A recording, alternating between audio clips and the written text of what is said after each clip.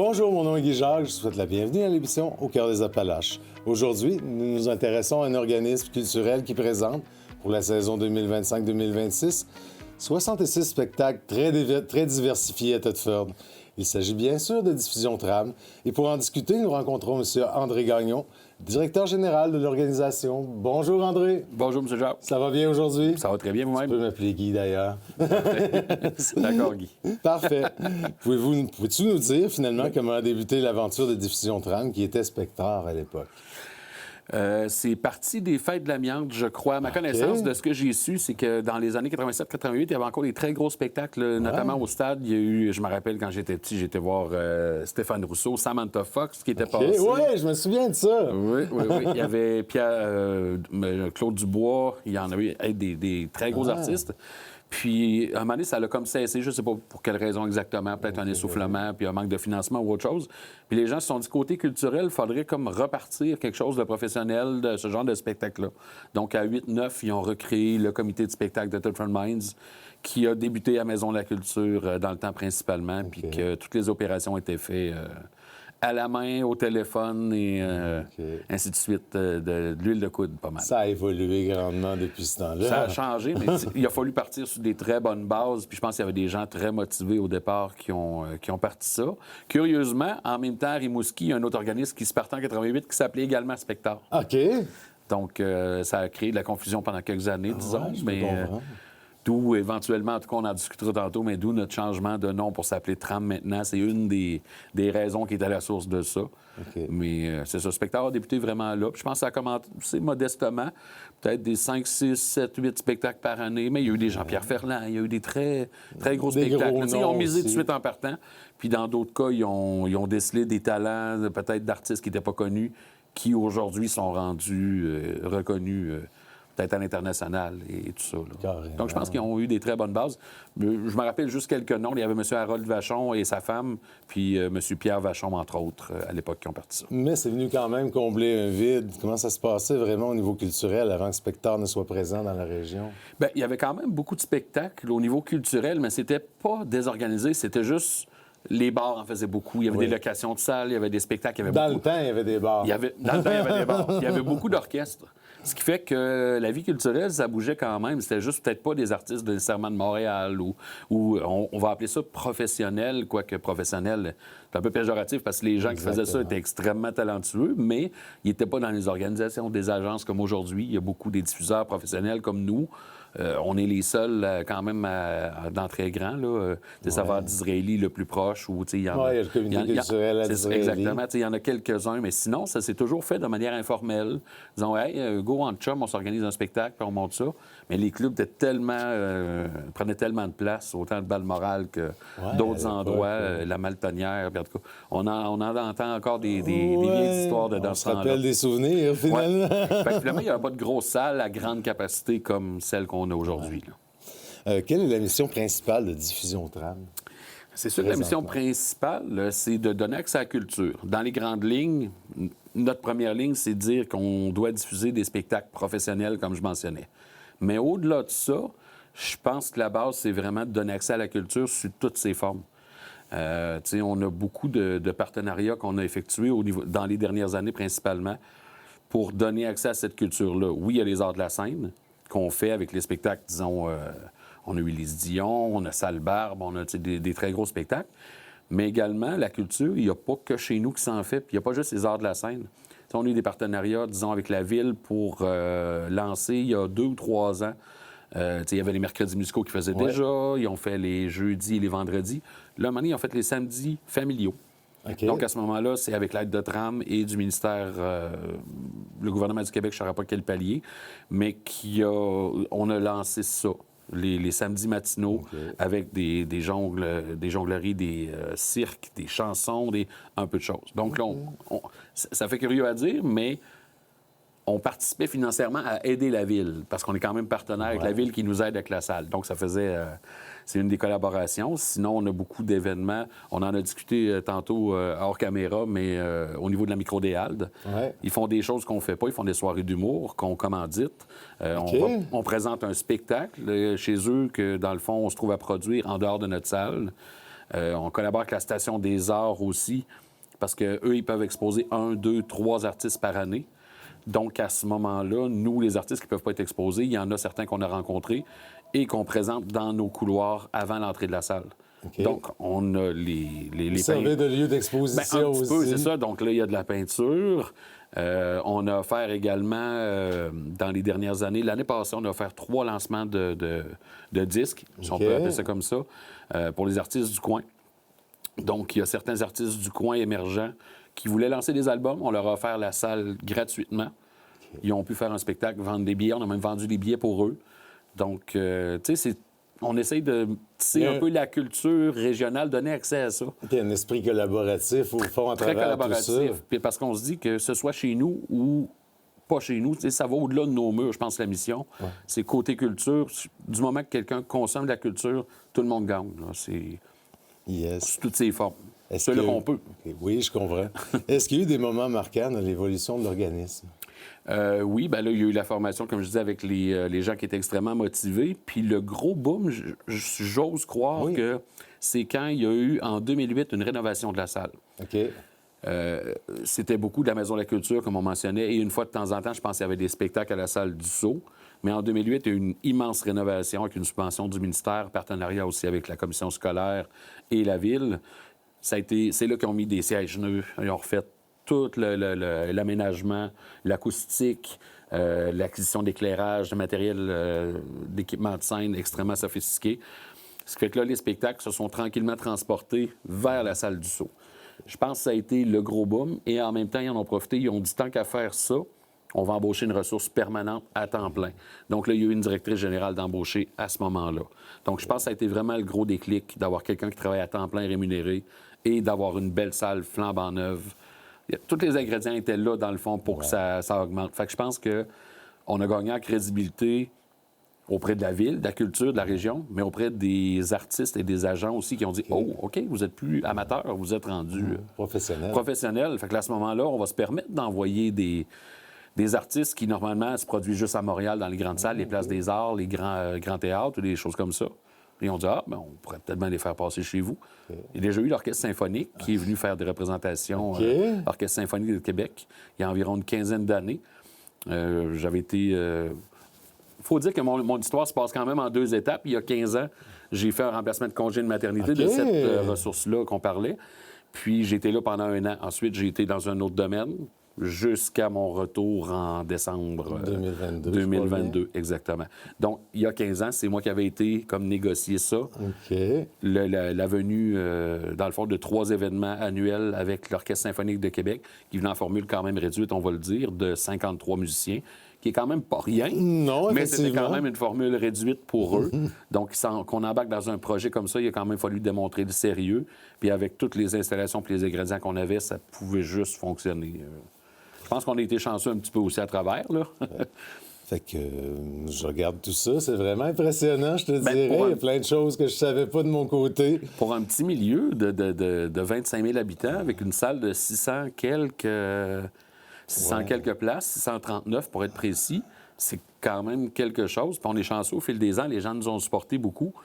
Puis une remarque qu'un des agents me faisait dernièrement, il dit, si on regarde dans ton coin, bon, les gens en âge d'aller voir un spectacle, donc pas trop jeunes et pas trop âgés, pas trop malades, qui parlent français, etc., il disait, en proportion par rapport au nombre de sièges dans ta salle, versus, disons, Montréal, qui a 1,2 de personnes francophones et ainsi de suite, il dit, c'est comme, quand tu arrives à remplir la salle à 630 places, c'est comme si tu remplissais 15 fois l'Olympia à Montréal. Je dis, oh, OK, finalement, là, j'ai compris, les gens du coin participent à la culture. Tu sais, pas juste le côté financier, mais le fait que, OK, ils embarquent, ils aiment ça, là, parce que ça fait quand même une personne... participation incroyable. Bien, ça fait une personne sur pas beaucoup là, qui vient ici. Là. Eux autres, mettons, c'est 1 sur 100 ou 200 qui va à leur salle.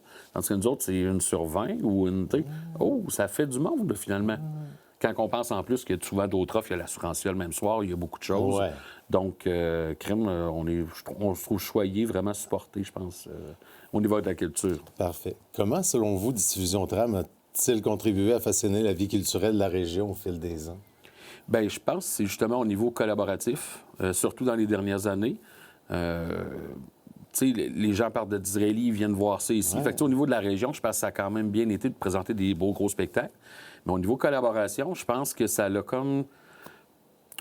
Ça l'a pas créé, mais ça l'a permis de mettre les conditions peut-être favorables pour favoriser l'émergence d'artistes comme Matt Towson, qu'on a fait le lancement qu'on parlait, Olivier Lamontagne, Kieran Pache.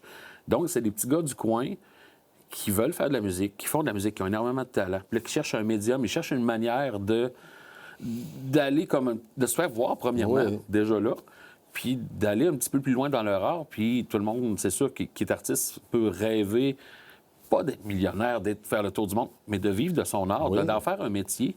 Je pense qu'on a ces belles opportunités-là qu'on leur offre, parce que ça, on n'en a pas encore discuté, mais dans nos spectacles, à chacun des spectacles, là, on dit qu'on en présente 66, même 68, parce qu'il y en avait 2 qui étaient reportés de l'an dernier. OK. Donc, là, ça fait 68 événements. Avant chaque événement, pendant 1 heure, il y a un artiste de la région qui se produit au foyer devant la salle. Okay. Donc, ça a été un jour Olivier Lamontagne, il y a eu Liam Gardner, il y en a eu plein. On essaie de miser sur leur composition. Il y a Daydream qui est venu également, Raphaël Grégoire, je pourrais t'en nommer plein. Puis ça, c'est une belle vitrine parce qu'on sait des fois que les salles sont pleines à 600 personnes. Donc, eux, ils jouent là. Quand les gens arrivent et veulent rentrer, des fois, les gens ne veulent plus rentrer ou presque. Okay. Tant qu'ils n'ont pas arrêté de jouer, ils ne rentrent pas. Donc, c'est une belle opportunité, je pense qu'au niveau de l'écosystème, d'offrir une belle opportunité, une belle vitrine comme ça pour ces jeunes-là, bien, c'est stimulant. Ils disent, OK, là, je ne suis pas juste en train de jouer de la guitare chez nous dans mon salon ou dans ma chambre. J'ai un auditoire. J'ai une possibilité. C'est sûr que là, avec les outils technologiques, YouTube, n'importe quoi, quelqu'un peut streamer puis peut devenir populaire en ligne. Mais ça ne se compare pas à avoir les gens en face de nous, un auditoire, quelqu'un qui est... Le feeling d'avoir quelqu'un, OK, là, je me lance, là, je joue de la guitare live, j'ai pas 3 prises, je suis en direct. Là. Je peux pas recommencer si je me trompe, donc il y a une belle petite pression. Puis eux, le fait justement de se produire devant des gens qui aiment ça, puis que la fois d'après, les gens reviennent, ils savent c'est eux. Donc, ils les suivent. Ça, je trouve ça très, très, très le fun pour eux. Ils peuvent acheter leurs albums, ils peuvent... Exactement. C'est un lieu de découverte, au fond. Oui, exactement. Fait que je trouve que c'est une belle opportunité pour eux. Ça les encourage. Puis peut-être que les plus jeunes qui voient ça disent, OK, je pensais me mettre à guitare. Crime, mettons que ça se développe et que j'aime ça. Bien, j'ai des possibilités. Ça, je pense que c'est une belle opportunité. C'est une belle vitrine, au fond, très belle vitrine. Pour les artistes émergents. Oui. Est-ce qu'il y a eu des défis importants qui ont transformé la façon dont l'organisme fonctionne aujourd'hui? Bien, toujours. C'est sûr que la COVID, ça n'a pas aidé. Ça a été une pause de quelques années où fait une programmation, enlève la programmation. Fait la programmation, enlève la programmation. On la remet 1 mètre de distance, pas plus que 50 personnes. Ça a été un sacré défi. Ouais. Une chance que, je dirais, les gens du gouvernement, ils ont, le CALC, entre autres, ministère des Communications, ont supporté beaucoup les salles et les artistes parce qu'ils ne voulaient pas que les salles ferment. Puis ils ne voulaient pas que les artistes aillent faire autre chose, parce qu'il y en a qui ont été obligés de faire autre chose. Oui. Là. Tu chantais, bien là, désolé, tu vas aller faire du 9 à 5, tu vas aller travailler 40 heures semaine parce qu'il faut mettre de l'argent sur la table, il faut vivre. Puis on avait des besoins aussi dans les métiers essentiels. Fait que, à ce moment-là, ça a été une grosse épreuve, je dirais. Le retour des publics s'est fait en 2022-2023. Ça commençait déjà à revenir pas si pire. 23-24, encore une augmentation. 24-25, encore une augmentation.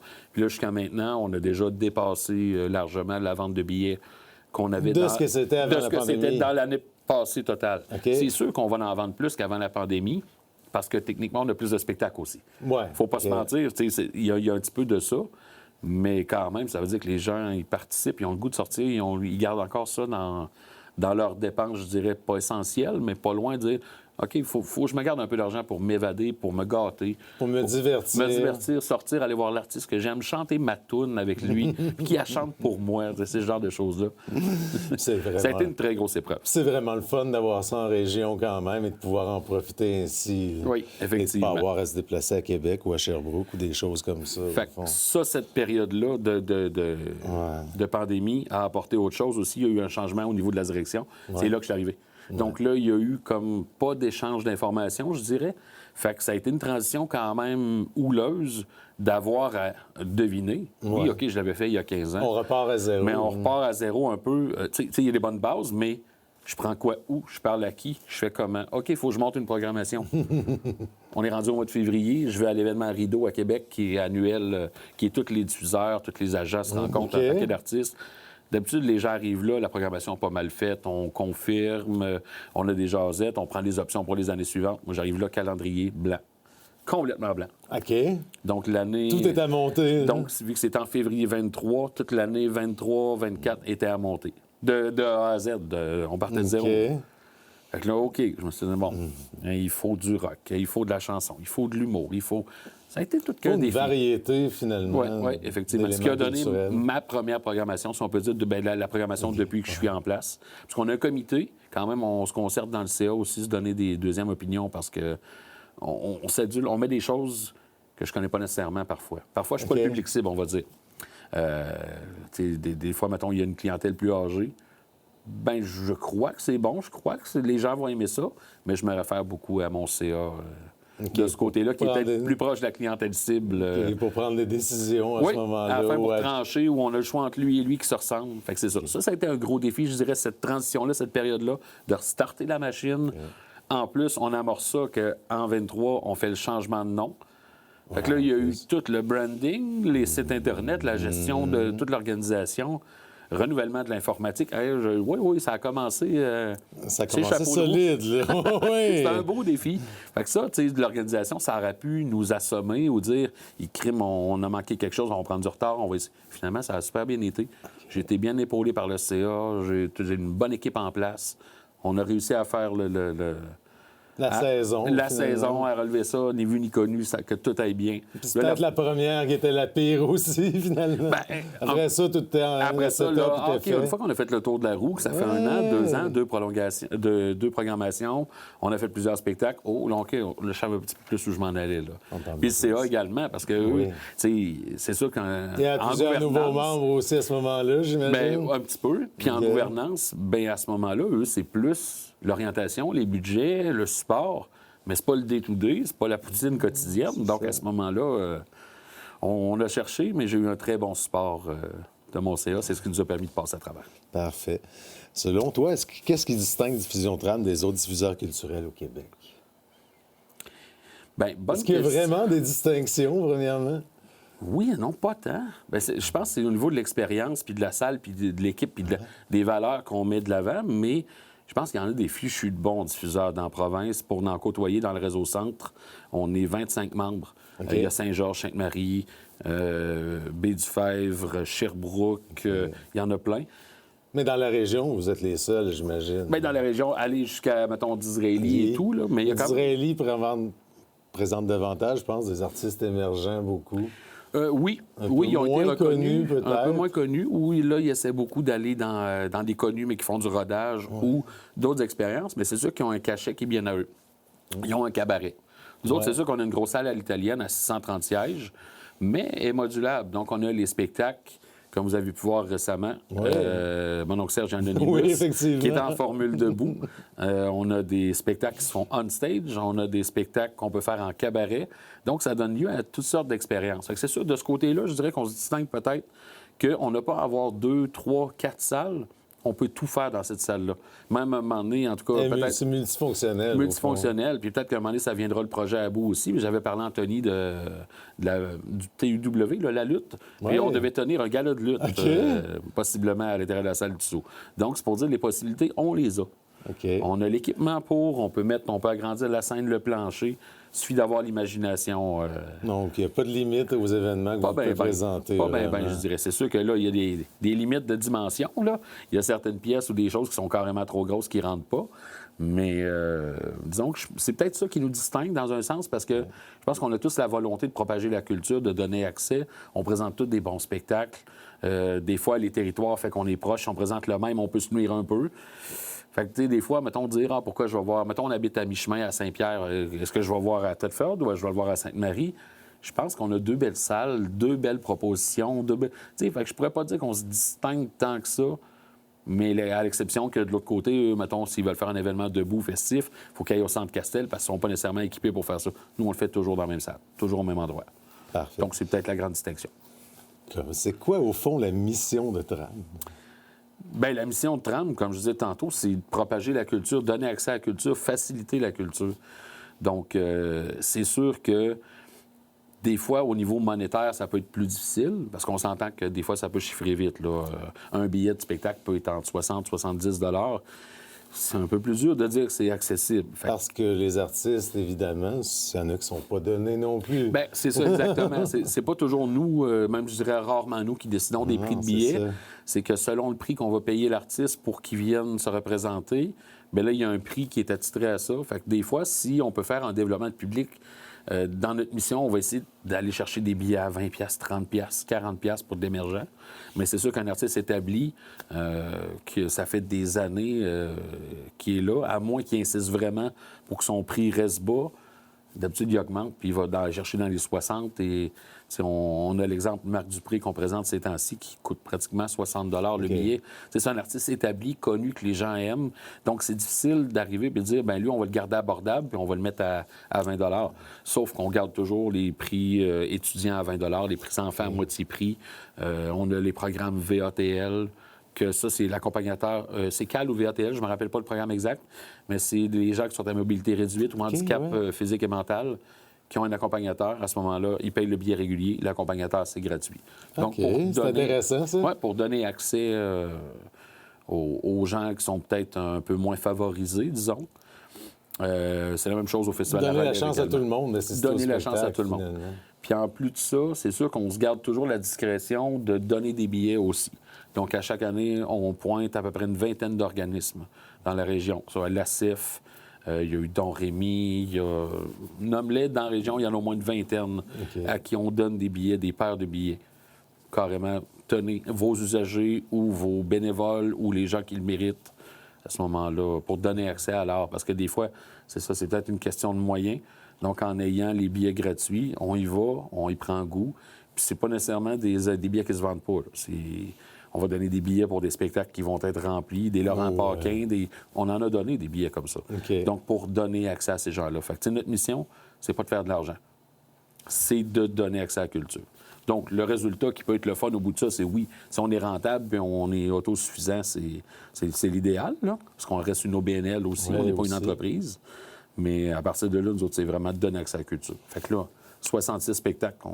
Et votre mission, comment ça se traduit dans vos actions quotidiennes, au fond, au fil de l'année? Bien, on garde toujours en tête ça, là, comme je disais, les programmes pour donner accès. Fait qu'au fil de l'année, c'est sûr qu'on continue de participer, on est sollicité. Comme si on était une entreprise pour des spectacles, des dons, des commandites, puis tout ce qui est moindrement relié à la culture, à ce moment-là, nous autres, on a pour mission d'y participer. Puis, il y avait le tournoi de ballon-ballet à Black Lake. Oui. Bon, bien, ils nous offraient d'être commanditaires. Bien, on trouvait une variante. Bon, est-ce que vous voulez payer le chansonnier? Oui, OK, on embarque. Ah, OK. Tu sais, on va trouver quelque chose qui est relié à la culture et à notre mission. Puis à ce moment-là, bien, ça va donner la chance. Puis, tu sais, c'est sûr que nous autres, on fait des spectacles 9 mois par année. Ouais. De septembre à fin mai. Donc, juin, juillet, août, on n'en fait pas. On ne se fait pas voir. Mais il y a quand même des événements culturels dans ce temps-là. Oui. C'est là que peut-être le plus d'événements culturels. Énormément, des très gros comme la relève. Ce qui fait qu'on essaye de parrainer ces événements-là, soit par commandite ou d'être présent bénévolement ou d'aller trouver une manière d'encore continuer la culture, même si on n'est pas là. Fait que je pense que notre mission est 12 mois par année, 24 heures sur 24. Dès qu'on en a l'occasion, on essaie de donner accès, puis on est bien conciliant là-dessus. J'aime mieux une salle pleine de gens qui vont payer des billets à rabais ou qu'on va en donner qui va avoir une fichue de belle ambiance qu'une salle à 200 billets que l'artiste ou les producteurs n'auront pas voulu descendre leurs billets en bas de 70 $, disons, pour X raisons. Je comprends. J'aime mieux faire des forfaits, des rabais, des choses. Puis c'est pas parce que ça vend pas. J'aime mieux avoir plein de monde, qu'on soit rempli au bouchon. Ça donne des fichus de belles soirées. Ça, je suis d'accord avec toi de ce côté-là. Quelle valeur guide le travail de votre équipe et de vos partenaires? Bien, on a parlé tantôt de collaboration. Oui, beaucoup. Je dirais, moi, c'est un peu dans cette idée-là, c'est autant les employés que les partenaires, que nos bénévoles, que tous ces gens-là, il faut que ça collabore, il faut que ça coule bien, il faut qu'on ait du plaisir à faire ce qu'on fait. Moi, je le dis tout le temps, j'ai pas un travail. J'ai un hobby, puis on me paye pour le faire. OK. Moi, j'adore ça, faire des spectacles. Moi, je vais en voir à l'année longue. T'en manges, je prends mes vacances pour faire le tour des festivals. OK. L'été, je fais le tour de pratiquement tous les festivals qui existent de près ou de loin. Je vais aller au Festif, Festival d'été de Québec, Festivant, Festivois. Je vais aller au Cherblouse à Sherbrooke, Rock la Cause. Je vais aller au Red Bridge, le Punk à Pont-Rouge. Je vais aller au Festival des Lacs, 3 lacs en tout cas, à Granby. Je fais le tour. C'est sûr que je vais privilégier le rock et le punk parce que c'est plus dans mon style, dans ma table, mais j'en mange des spectacles. J'adore ça. Donc, à partir de là, je pense que c'est juste naturel. Et tu pars à la découverte, finalement, l'été, un peu, finalement, quand tu vas voir des spectacles comme ça. Ben oui. Tu découvres aussi. Oui, je vais le faire à mes frais, par exemple. Oui, il y a ça. Oui, je vais découvrir. Tu sais, J'ai perdu un peu l'idée, mais peux-tu me répéter ta question juste pour être sûr? Quelle valeur guide le travail de votre équipe et de vos partenaires? Parce, dans le fond, nous autres, on a une devise, quand on va en arrière-scène, je l'ai inscrit. Tu sais, quand on reçoit les artistes, c'est comme si c'était de la visite à la maison. Des fois, ils ont des devis, les artistes. Je sais pas si tu as déjà organisé des spectacles. Un peu. Probablement. Bon, ils ont tout le temps des demandes. OK, on aimerait savoir une bouteille de vin. On aimerait savoir si... Tu sais, quand tu as de la visite chez vous, tu diras pas, hey, tu as juste droit à un steak, fais attention. Non, tu veux qu'ils se sentent bien, tu veux qu'ils se sentent de bonne humeur, accueillis. Donc, ils arrivent, l'équipe a le sourire, venez-vous-en, voilà votre loge. C'est une belle collaboration toute la journée, ce qui fait que s'il manque de rien, tout coule bien, tout va bien, il arrive sur la scène, il est heureux, il est souriant, il passe une belle journée. Fait qu'à ce moment-là, il donne un bon spectacle. Les gens qui sont là, ils vont le voir et disent hey, « c'était vraiment le fun, il avait l'air d'être content d'être chez nous. » Tout a bien été. Ça se ressent sur scène, c'est ça, c'est un peu ça. Nous autres, on veut... C'est une belle expérience. C'est pas... ça reste quand même... Les gens qui vont venir, qui vont dépenser leurs dollars pour ça, c'est pas de l'épicerie. C'est pas se loger. C'est pas des besoins essentiels. Quoique la culture, moi, je trouve ça essentiel. Mais c'est pas une question de vie ou de mort. Mais ce dollar-là qu'ils investissent, ils veulent sentir « Hey, crime, moi, j'ai été là, puis je veux pas triper, je retournerai pas, puis j'aurais pu mettre ma pièce ailleurs. » Tu sais, fait que... Tout est dans tout, autrement dit. Les gens, il faut qu'ils arrivent. Le personnel est courtois. On vous vend votre billet, on est de bonne humeur. Les hôtesses sont de bonne humeur. On arrive dans la salle. L'artiste est de bonne humeur parce que l'équipe est de bonne humeur. L'équipe est de bonne humeur parce que le DG était content. Puis il s'est arrangé pour... Vraiment, je trouve ça très important comme valeur. Une question d'ambiance, finalement. D'ambiance. C'est comme si c'était des amis, de la famille. La dernière fois, il est venu il y a 2 ans. Ça s'est mal déroulé. Il était de mauvaise humeur. Il ne nous a pas parlé. C'est pas grave. Là, il vient à nouveau. C'est une nouvelle occasion de passer du bon temps avec l'artiste. Puis c'est une belle occasion pour l'artiste de faire triper le monde qui ont payé des billets pour venir le voir. Donc, je pense que c'est vraiment ça dans nos valeurs de... Tu sais, la culture, c'est le fun. Il faut que ça reste le fun. C'est sûr. Autant que le sport et le jeu, le hockey, ces choses comme ça, c'est un sport, c'est un jeu. Il faut que ça reste un jeu. C'est un divertissement aussi, c'est un divertissement. Il faut que ce soit léger et que ce soit le fun.